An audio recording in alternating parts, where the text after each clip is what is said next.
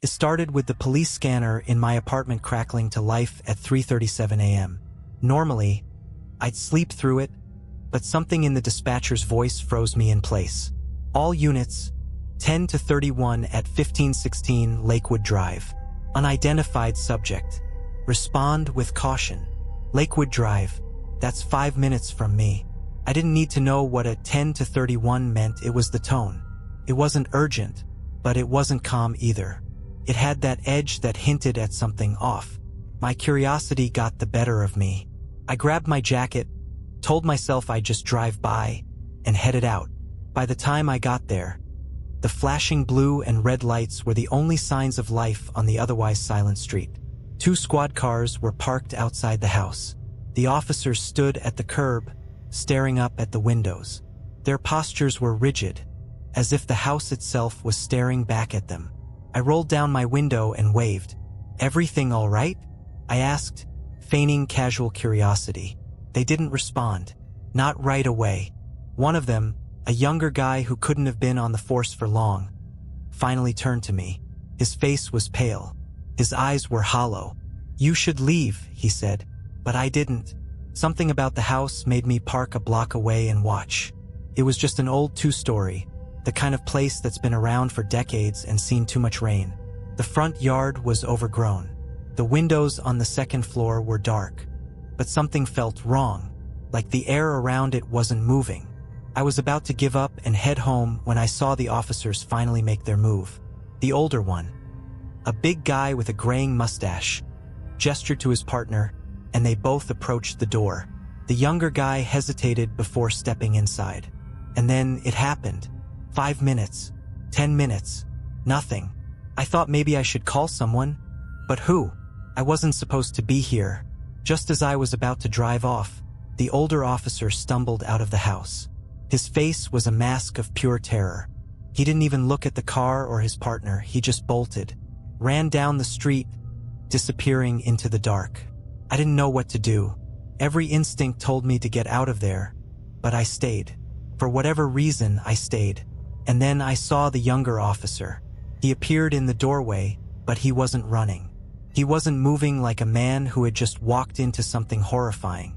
He stepped out slowly, methodically, like he was in a trance.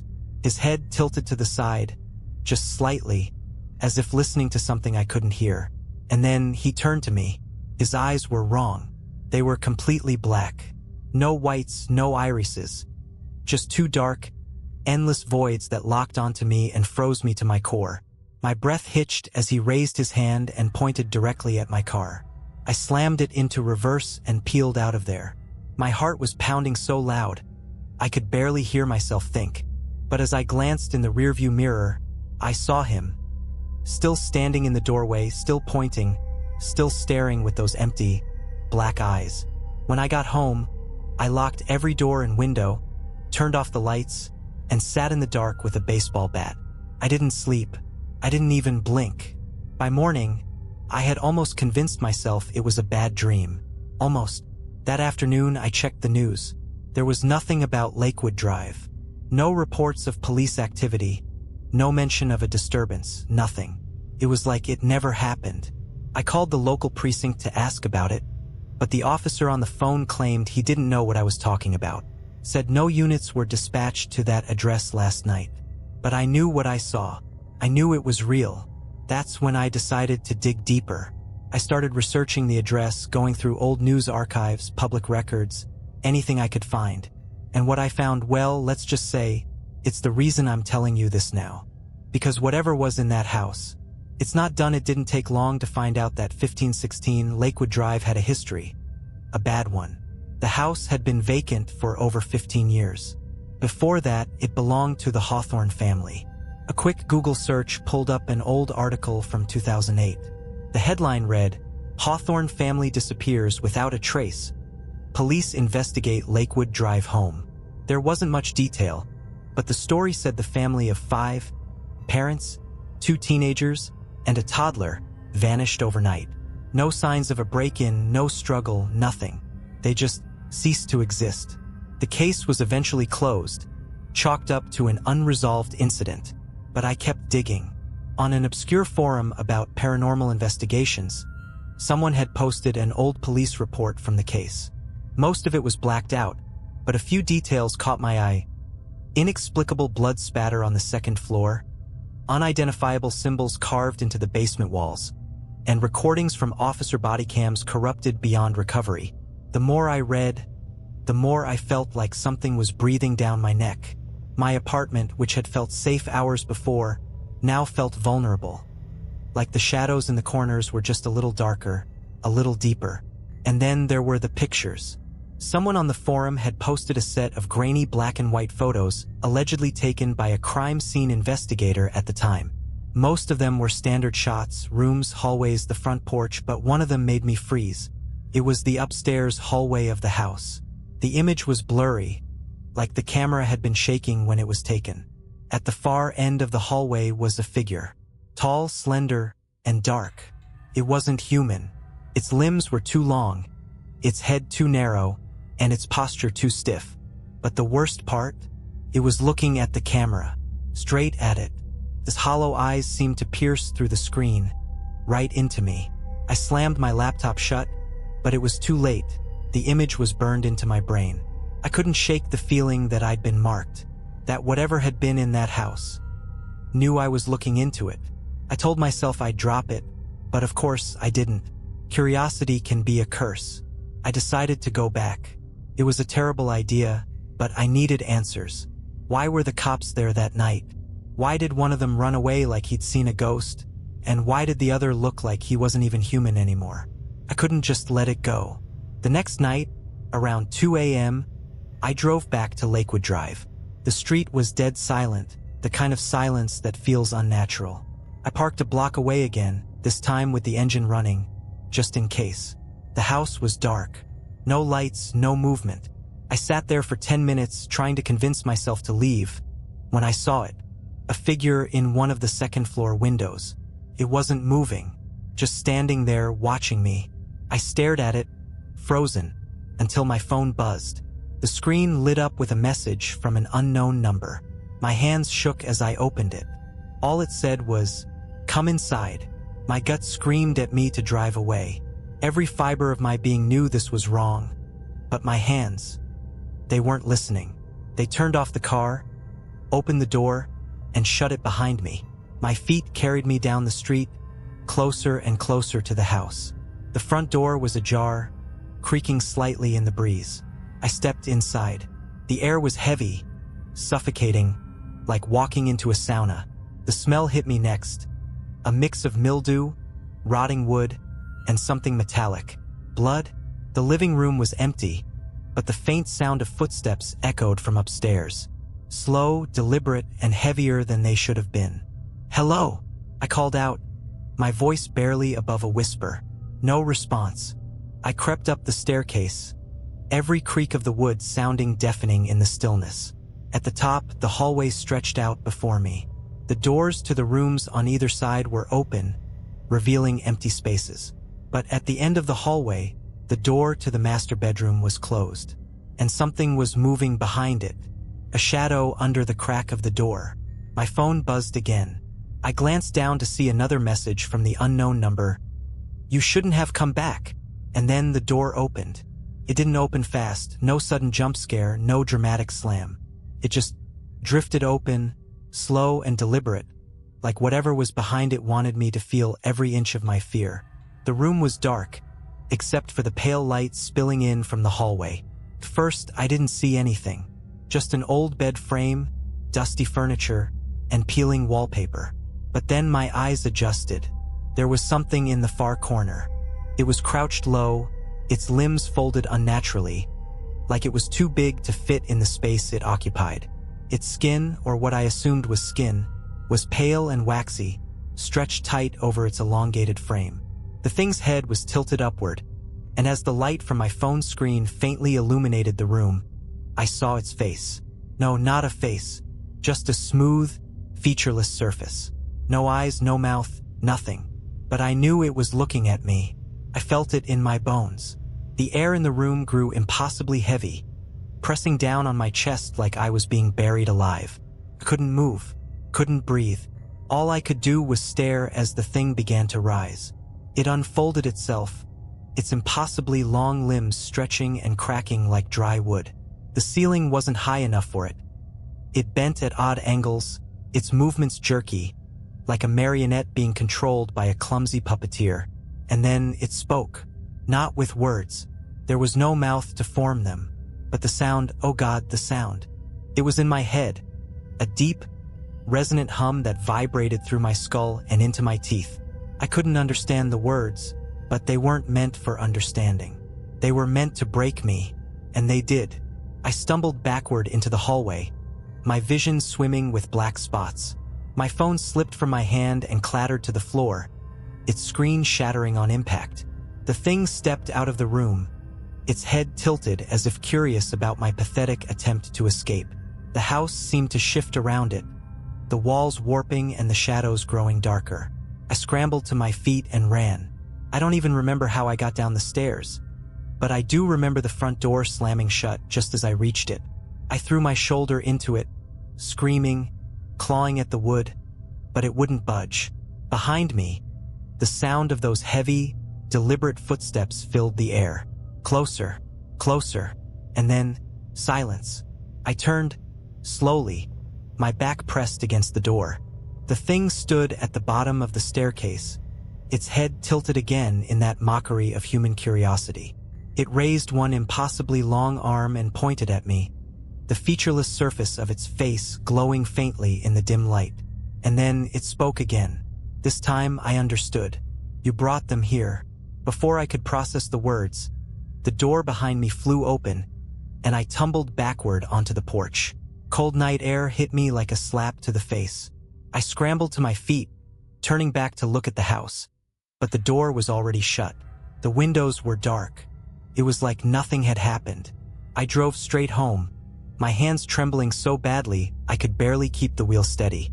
Once I was inside, I locked every door, every window, and shoved furniture against them for good measure. But it didn't help. I could still feel it, watching, waiting. The next morning, I checked the news again. Still nothing about the house. No mention of the cops, the officers, or me. But as I scrolled through my phone, I noticed something. My photo gallery had a new album. It was titled 1516. Inside were dozens of photos of me, sitting in my car outside the house, standing on the porch, walking up the stairs, and the last one was of me, taken from the hallway as I stared into the master bedroom. I deleted the album, smashed the phone, and bought a new one the same day. But I know it doesn't matter, because tonight, when I looked out my window, there was a man standing across the street. No features, no eyes, no mouth, just a smooth, pale face. And he was looking right at me. I didn't sleep that night.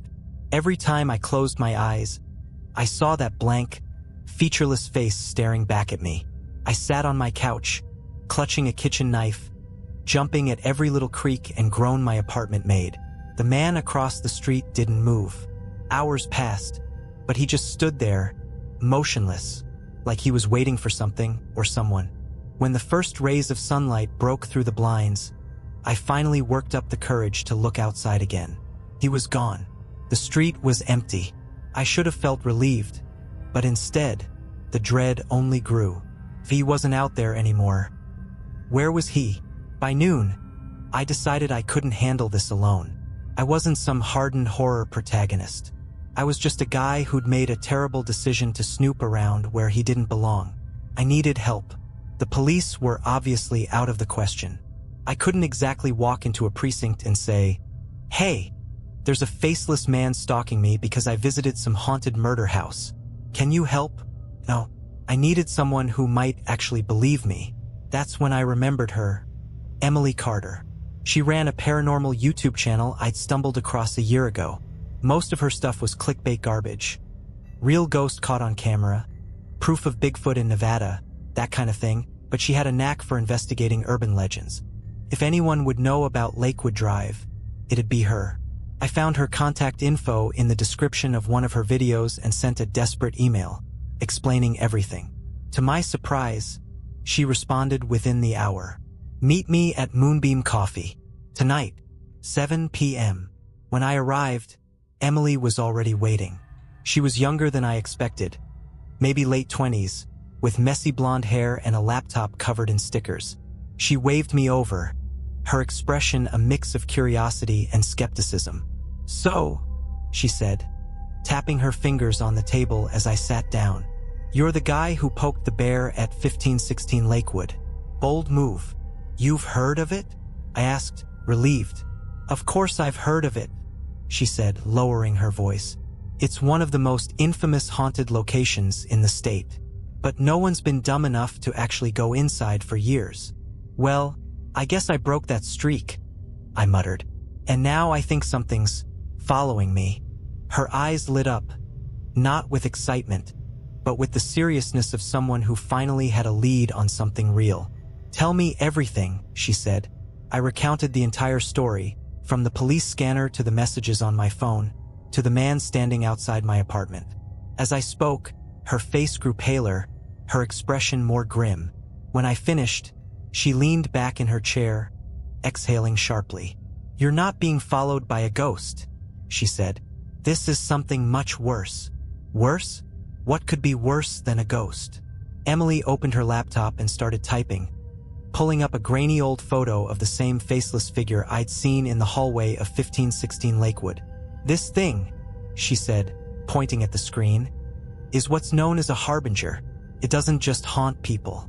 It marks them. Once it's chosen you, it doesn't stop." "Stop what?"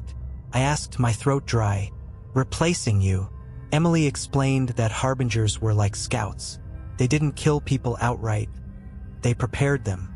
Slowly, methodically, they'd strip away your identity, your routines, your relationships, even your memories, until there was nothing left of you.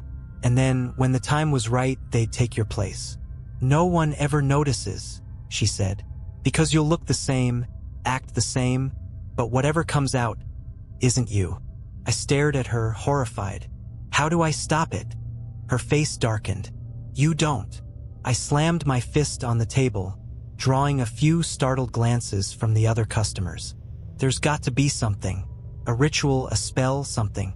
You're telling me I'm just supposed to sit here and wait for this thing to take me?" Emily hesitated, then leaned in close. "There is one way," she said, "but you're not going to like it. The solution, if you could call it that, involved going back to the source.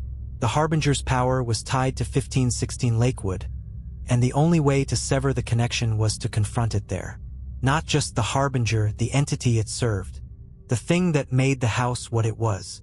Emily called it the root. Destroy the root, she said, and you might have a chance, but you won't be the same after. Why? I asked, dreading the answer. Because the root knows you now. It knows everything about you. Your fears, your secrets, the things you hate about yourself. It'll use all of that against you. And if you're not strong enough... She didn't finish the sentence. She didn't have to. By the time I left the coffee shop, I felt like I'd signed my own death warrant. I was going back to the house that night. Emily had agreed to come with me, though I could tell she wasn't thrilled about it. As I drove home to prepare, my phone buzzed with another message from the unknown number. It's waiting for you. For the first time, I responded. I'm coming. The drive to 1516 Lakewood felt like a march toward my own execution. Emily sat beside me, unusually quiet, clutching a backpack filled with gear. Flashlights, cameras, and a small pouch of powder she claimed was for emergencies. I didn't ask what kind of emergencies required mysterious powder. My brain was already fried. We parked a block away just like I had before. The street was dead silent, the air heavy and oppressive. The house loomed in the distance, dark and lifeless, yet somehow alive. Emily broke the silence. Are you sure about this? She asked. Her voice was steady, but her hands trembled as she tightened the straps on her backpack. No, I admitted, but I don't think I have a choice. She nodded, pulling a small recorder out of her pocket. We document everything. No matter what happens, someone needs to know what went down here. Her words didn't make me feel any better. If anything, they made the stakes feel even higher. The front door was still ajar, creaking faintly in the breeze. As we stepped inside, the familiar smell of mildew and decay hit me like a brick. Emily shone her flashlight around the living room, revealing warped floorboards and peeling wallpaper. The house was silent, but it wasn't empty. I could feel it watching us, pressing down on us like an invisible weight. "Where's the root?" I whispered. Emily paused, scanning the room. "If the lore is right, it's in the basement. That's where it always is." The basement. Of course it had to be the basement. We made our way through the house, the floorboards groaning beneath our feet. Every shadow seemed to shift and writhe, but when I looked closer, nothing was there. Emily muttered under her breath, something about psychic feedback and manifestations, but I was too focused on the growing sense of dread to ask what she meant. We found the basement door at the back of the kitchen. It was slightly ajar, revealing a set of stairs that descended into pure darkness. Emily handed me a flashlight, her expression grim. "You go first," she said. "Thanks for the vote of confidence," I muttered, but I took the lead anyway. The steps creaked under my weight, the sound echoing unnaturally in the narrow space. The air grew colder with every step, and by the time we reached the bottom, I could see my breath. Emily's flashlight flickered as we stepped into the basement, casting erratic shadows on the walls. And that's when I saw them. Symbols. Dozens of them, carved into the concrete walls, pulsating with a faint, sickly light. They were unlike anything I'd ever seen. Alien and organic, like they were alive. Emily gasped, her voice trembling. "These are wards," she said. "Or no, corrupted wards. Someone tried to seal this thing, but it turned their own magic against them." I didn't care what they were. I cared about the figure standing in the middle of the room. It was the Harbinger.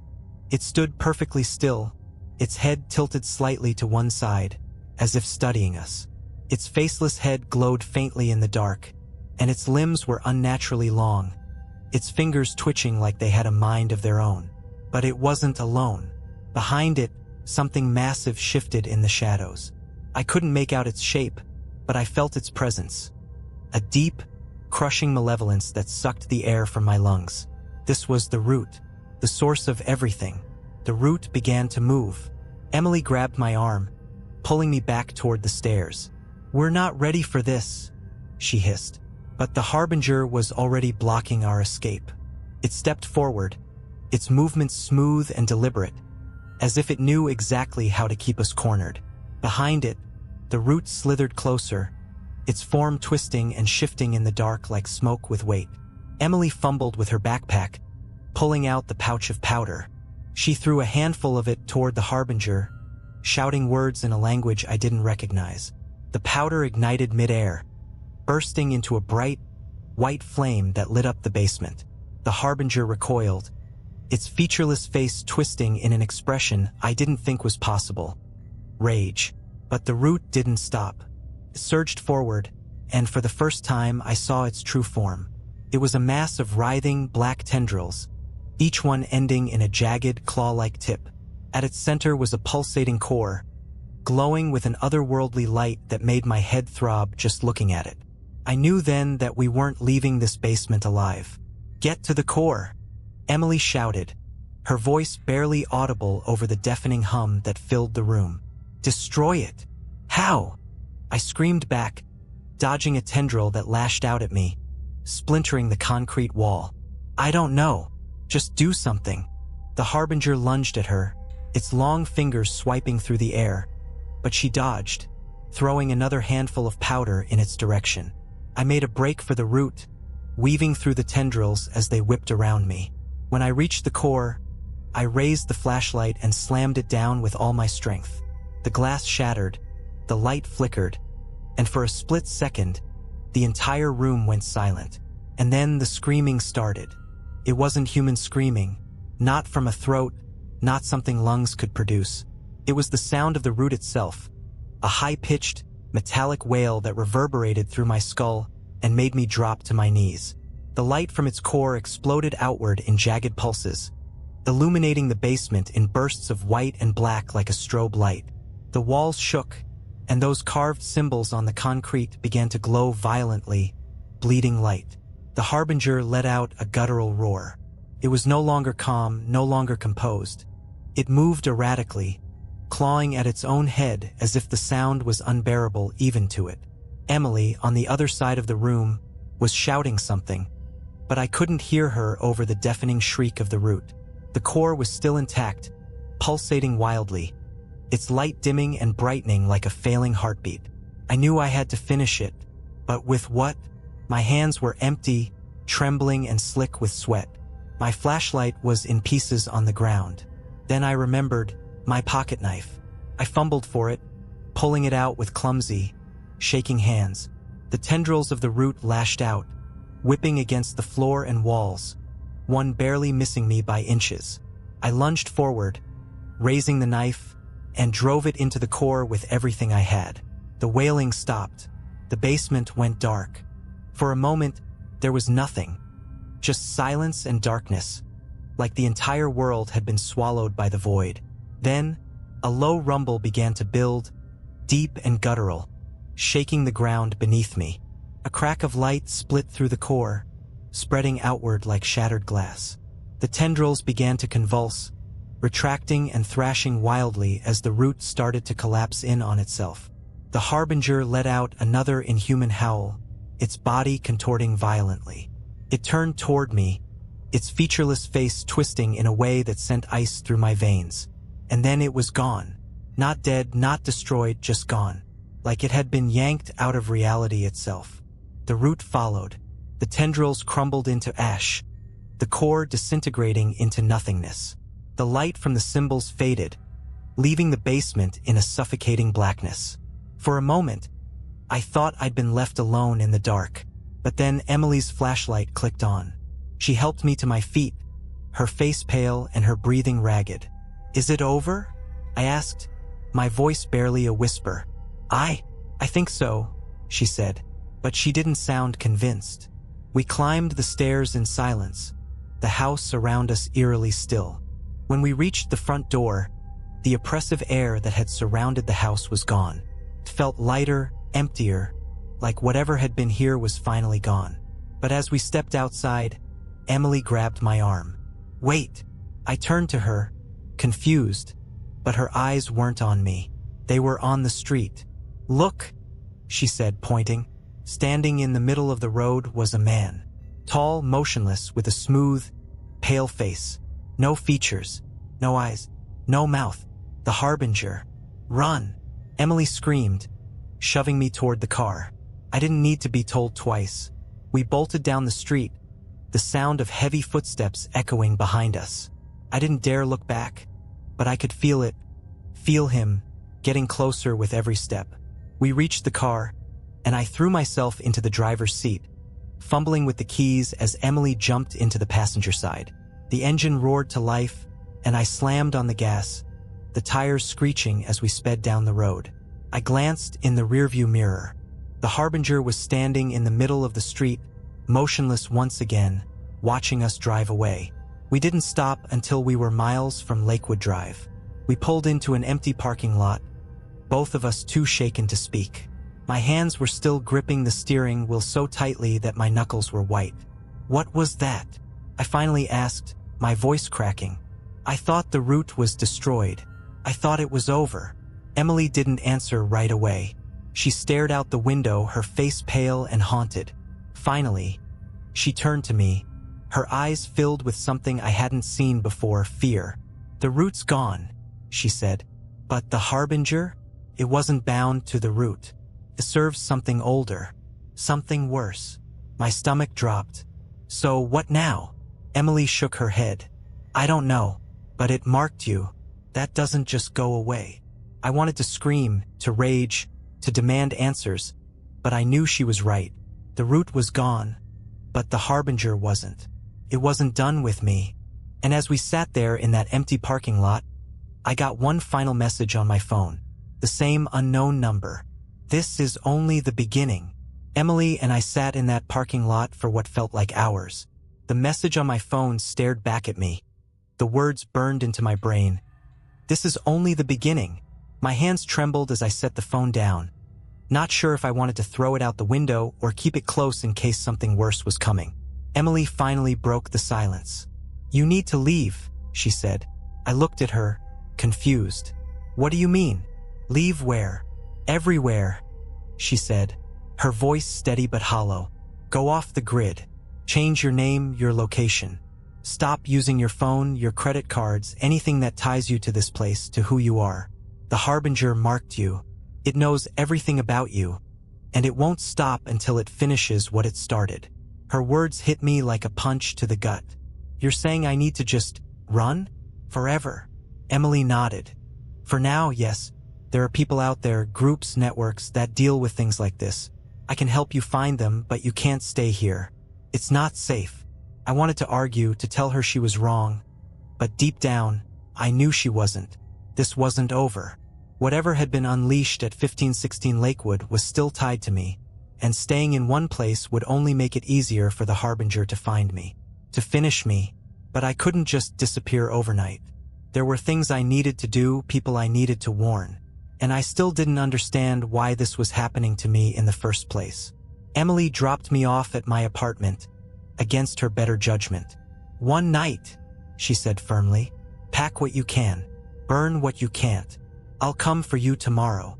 I promised her I'd be ready, but as I stepped into my apartment, a chill ran down my spine. Something felt wrong. The air was heavy, the shadows darker than they should have been. I flipped the light switch, but nothing happened. The bulb was out. I reached for my phone to use the flashlight, but before I could, a faint sound stopped me in my tracks. Footsteps. Inside the apartment. My heart pounded as I crept toward the source of the noise. The living room was empty, the furniture exactly where I'd left it. The kitchen, too. But when I turned toward the hallway leading to my bedroom, I saw it. A figure, standing at the end of the hall. It wasn't the Harbinger. This figure was smaller, human-sized. I couldn't make out its features in the dim light, but it was wearing my clothes. A hoodie I hadn't worn in weeks, jeans with a tear in the knee. It tilted its head, mimicking the same eerie motion the Harbinger had in the basement. And then it spoke, not with a voice, but with my voice. "You shouldn't have come back." I stumbled backward, my mind racing. This wasn't possible. Couldn't be me. Could it? The thing stepped forward, its movements stiff and unnatural, like it was still learning how to use its limbs. What are you?" I stammered, my voice barely above a whisper. It smiled. My smile, crooked, hesitant, but unmistakably mine. "You already know," it said. "I'm what's left when you're gone." My blood ran cold. This wasn't just a copy of me, it was my replacement. The Harbinger hadn't been waiting to destroy me. It had been preparing this thing to take my place. The doppelganger took another step forward, and I did the only thing I could think of. I ran. Out the front door, down the stairs, and into the street. I didn't stop until I was in my car, the door locked and the engine running. I looked back at the apartment, expecting to see the figure chasing me, but the doorway was empty. The building looked normal, silent, like it had always been. But I knew better. I didn't go back inside. I didn't sleep. I drove aimlessly for hours, circling the city, trying to make sense of what I'd just seen. By morning, I was exhausted, but I couldn't stop.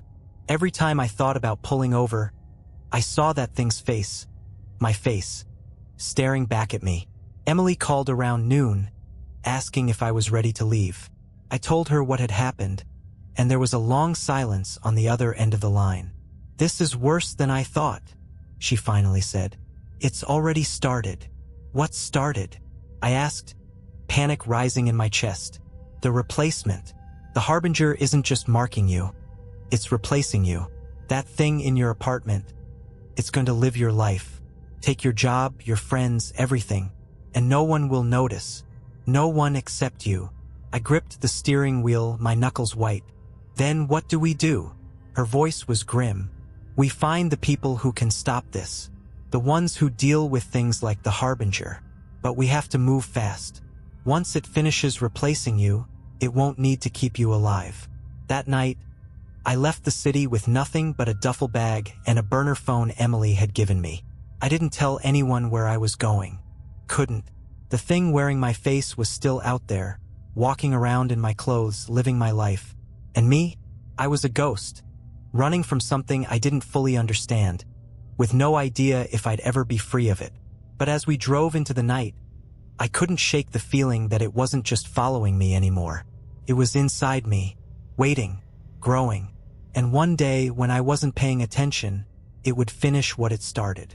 Emily and I drove for hours, leaving the city far behind. The highway stretched endlessly into the dark, our only company the occasional semi-truck rumbling past. I was exhausted, barely keeping my eyes open, but every time I drifted, I saw it.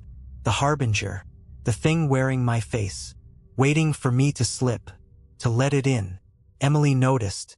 "You're fading," she said, glancing over at me. "We'll stop soon. I know a place." "Where?" My voice was hoarse. I hadn't spoken much since we left the city. "There's a safe house," she said. "A friend of mine, well, someone in the network, runs it. It's off the grid, but they'll know what to do. They've dealt with things like this before." I didn't have the energy to argue. I just nodded and kept driving, hoping she was right. The safe house turned out to be a cabin deep in the woods, miles from the nearest road. We had to park the car and hike the last stretch, guided by the faint light of Emily's flashlight.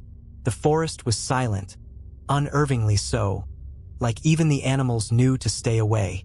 When we reached the cabin, a tall man with a shaved head and a scar running down his cheek was waiting for us on the porch. He didn't smile, didn't speak, just gave us a curt nod and stepped aside to let us in. Inside, the place was sparse but functional. No electricity, no running water, just a wood-burning stove, a few cots, and shelves lined with books and strange artifacts. The man finally spoke as he shut the door behind us. "Name's Grant," he said, his voice gravelly. "Emily says you've got a harbinger problem." "Yeah," I said, collapsing onto one of the cots. "That's one way to put it." Grant studied me for a moment, his sharp blue eyes practically dissecting me. "You look like hell. How long's it been following you?" "Since I went into the house," I said. 1516 Lakewood.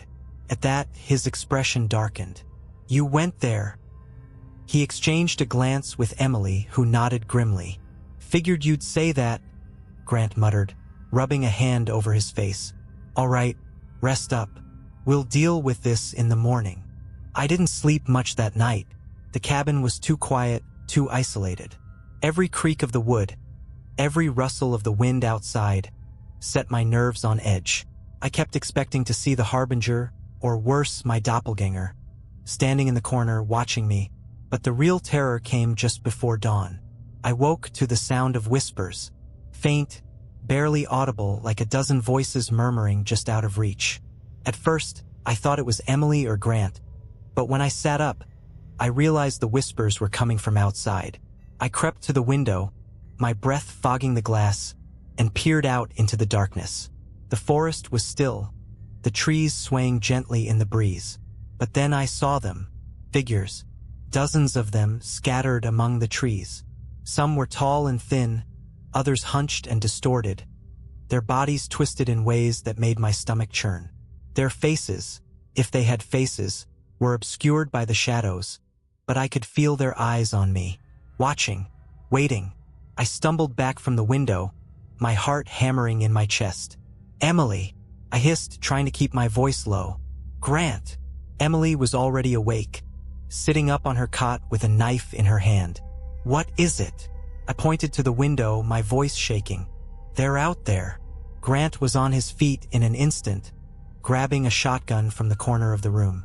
He moved to the window and pulled back the curtain, just enough to peek outside. His face hardened. "Shit! What?" Emily demanded, standing beside him. "They're here," Grant said. "Projections. They're not fully manifested yet, but they're close." "Projections?" I asked, my voice rising. "What does that mean?" "It means the Harbinger's not alone anymore," Emily said, her expression grim. "It's calling for help." We barricaded the cabin as best we could, nailing planks of wood over the windows and shoving furniture against the doors. Grant poured a circle of salt around the perimeter, muttering something under his breath that sounded like a prayer or a warning. "They won't come in unless you invite them," he said, handing me a shotgun. "But if they get close enough, they'll try to make you. Don't listen to anything they say." "Great," I muttered, gripping the shotgun like a lifeline. "This just keeps getting better." The whispers grew louder as the night wore on, a constant, insidious hum that seemed to worm its way into my skull. At times, I thought I heard my own voice among them, calling out from the darkness. "Let me in," it said. "You're tired. You're scared. Just let me in."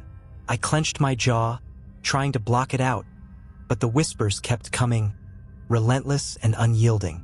And then, just before sunrise, the whispers stopped. The silence was worse. It was the kind of silence that presses down on you, that fills your ears with the sound of your own heartbeat.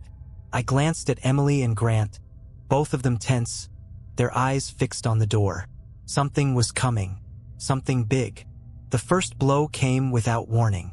The door shook violently, the wood splintering under the force. Grant raised his shotgun, barking for us to stay back. The second blow sent cracks spiderwebbing through the planks. And then we saw it. The Harbinger stood in the doorway, its featureless face glowing faintly in the dim light. Behind it, the projections lurked, their twisted forms writhing like shadows made flesh. The Harbinger raised one impossibly long arm and pointed at me. "It's time," it said, in a voice that was mine and yet not mine. And the door exploded inward. The force of the explosion threw me backward, slamming me into the wall. The shotgun slipped from my hands, clattering across the floor. My ears rang, and for a moment, all I could see were the swirling shadows spilling into the cabin, twisting and writhing like smoke with weight. The Harbinger stepped inside, its head tilting slightly as it surveyed the room. Behind it, the projections flowed in like a tide, their distorted forms barely clinging to the edges of reality. They moved wrong, jolting, stuttering, as if they were being dragged by unseen strings. Grant didn't hesitate. He raised his shotgun and fired point-blank into the Harbinger's chest. The blast tore through it, but the Harbinger didn't even flinch. It turned its faceless head toward him, and for a moment, I thought I heard it laugh, soft and hollow, like the echo of wind in a crypt. "Asterisk bullets won't save you, asterisk," it said, in a voice that sounded like it was made of static. "Good thing I brought other tricks," Grant growled. He reached into his jacket and pulled out a vial of dark, viscous liquid. Before I could ask what it was, he hurled it at the Harbinger. The glass shattered on impact, and the liquid ignited, engulfing the Harbinger in flames. It screamed, a high-pitched, inhuman wail that made my teeth ache, and staggered back, its limbs flailing as the fire consumed it. "Salt the doorframe," Grant shouted, turning to Emily. "Keep the projections out." Emily didn't need to be told twice.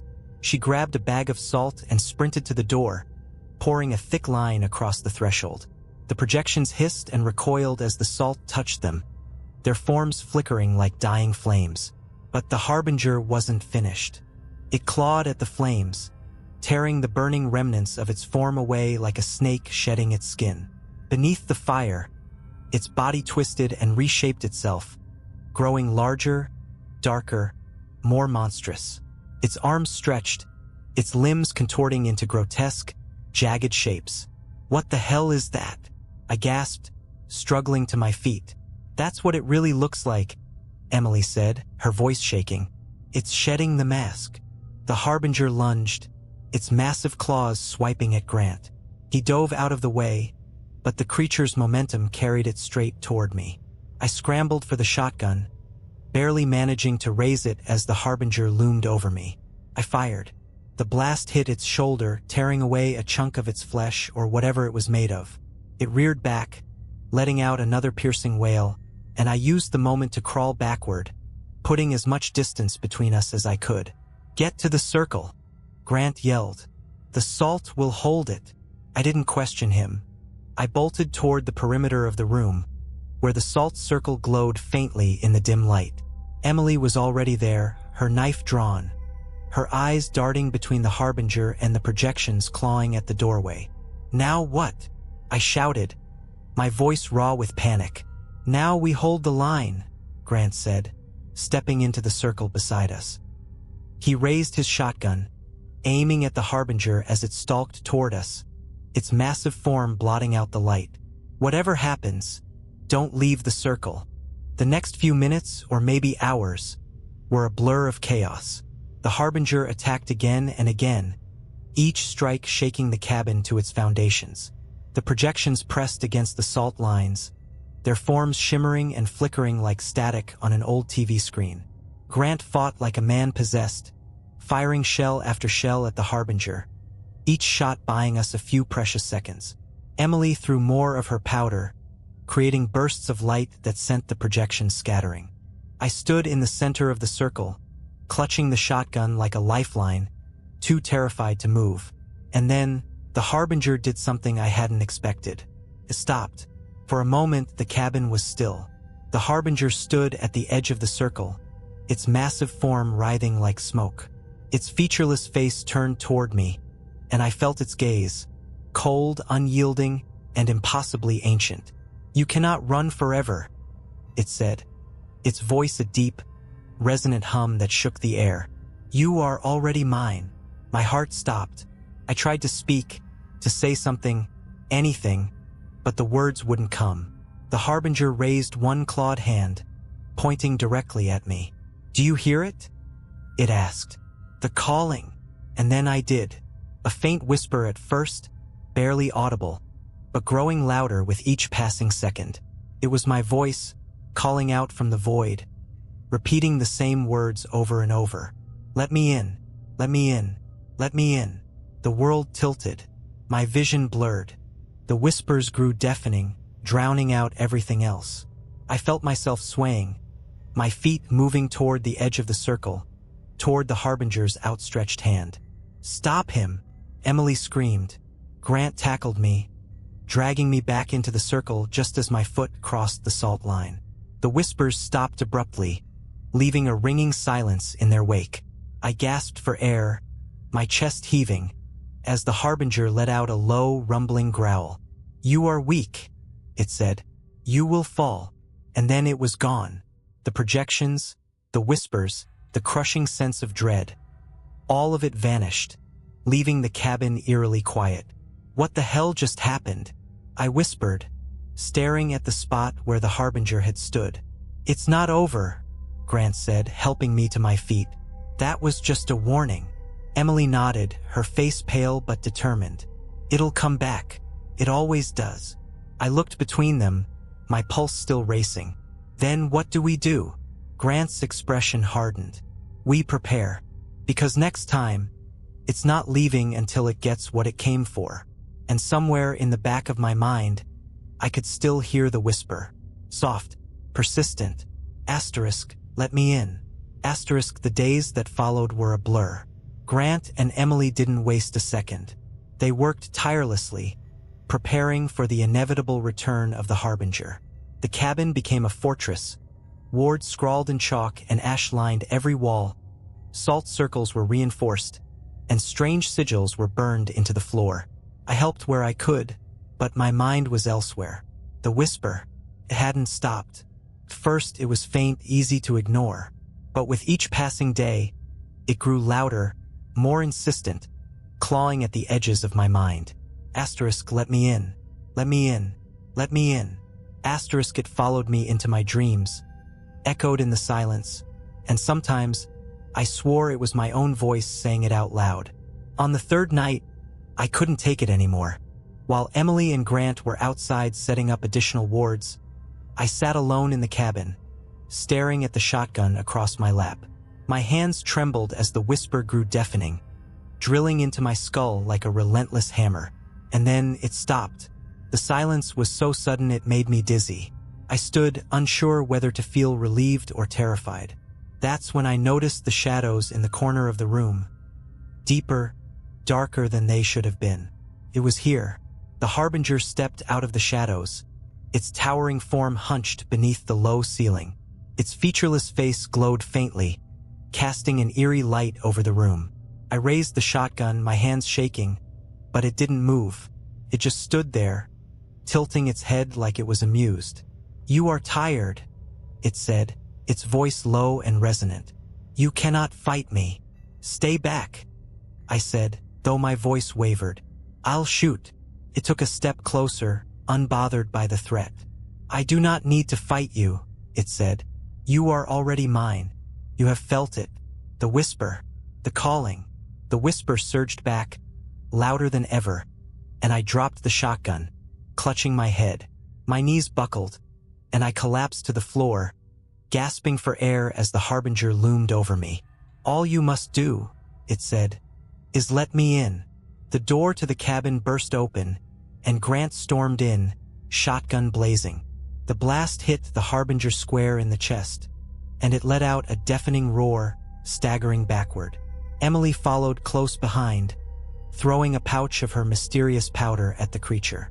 The air ignited in a blinding flash, forcing the harbinger to retreat into the shadows. "Get up," Grant shouted, hauling me to my feet. "It's trying to break you." I nodded weakly, my head pounding. "It's in my head," I gasped. "I can't stop it." Emily grabbed my face, forcing me to look at her. "You have to," she said firmly. "If you give in, it wins. Do you understand? It wins." Before I could respond. The shadows in the room began to writhe and expand, filling every corner with darkness. The harbinger's voice echoed from all around us, deep and mocking. "You cannot save him," it said. "He belongs to me." The cabin trembled as the harbinger emerged again, its form larger and more grotesque than before. Tendrils of shadow lashed out, shattering furniture and knocking Emily and Grant to the ground. I stood frozen, the whisper screaming in my head, drowning out everything else. "Let me in," it said. "Let me in." And then something snapped. I screamed, louder than I thought possible, drowning out the whisper, the harbinger, everything. The pain in my head reached a breaking point, and for a moment the world seemed to crack. The shadows froze, and the harbinger tilted its head, as if surprised. "No," I said through gritted teeth, my voice shaking but firm. "You don't get to win. Not tonight." I grabbed the shotgun from the floor and aimed it at the harbinger, but this time I didn't fire. Instead, I stepped forward, crossing the line of salt that had protected me until now. "Hey!" Grant shouted. "What are you doing? Ending this?" I said, never taking my eyes off the harbinger. The creature hesitated, its tendrils twitching as if unsure of my intent. I could feel its presence pressing down on me, the weight of its ancient, otherworldly malice. But I didn't stop. I stepped closer, my grip tightening on the shotgun. "You want me?" I said. "Then come and get me." The harbinger roared, its form surging toward me in a wave of darkness. But this time I was ready. I raised the shotgun, aimed at its glowing core, the faint, pulsing light at the center of its being, and pulled the trigger. The explosion wasn't like before. The blast tore through the harbinger, ripping it apart from the inside out. Its scream shook the cabin, rattling the walls and shattering the windows. The shadows convulsed, then imploded, collapsing inward until they were gone. And then, silence. I opened my eyes to find Emily and Grant staring at me, their faces a mix of shock and relief. The cabin was in ruins, but the oppressive weight that had filled the air was gone. "Is it over?" I asked, my voice barely above a whisper. Emily hesitated, then nodded. "For now." Grant stepped forward, clapping a hand on my shoulder. "You did it," he said. "You sent it back." "But not for good," Emily added, her expression somber. "Things like the harbinger don't die. They just retreat. Someday, it'll find someone else." I nodded, my body heavy with exhaustion. "But not me," I said. "Not anymore." We left the cabin at dawn, the forest bathed in golden light. The whisper was gone. The harbinger was gone. For the first time in weeks, I felt free. But as we reached the car, I couldn't shake the feeling that something was watching us. I glanced back at the cabin, half expecting to see a figure in the window. There was nothing, just shadows. For now.